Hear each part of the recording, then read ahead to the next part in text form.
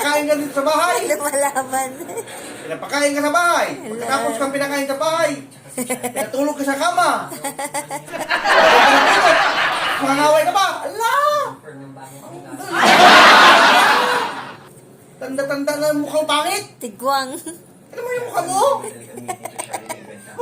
Sumasagot. Ano mo yung mukha mo pangit? Taga saan ka ba? Dati ka lang sa basurahan nakatira. Ano ko lang di siya nag-attorney Charlie? Sa basurahan ka natin nakatira. Hindi ko matatanggap. Ha? Kung makonsyado niya. Pinapasok ka lang sa bahay ko. Kung magkakaroon ka ba ngayon? Siguro naman. Dahil mag-usap ka na. Paaway ka tulog ka.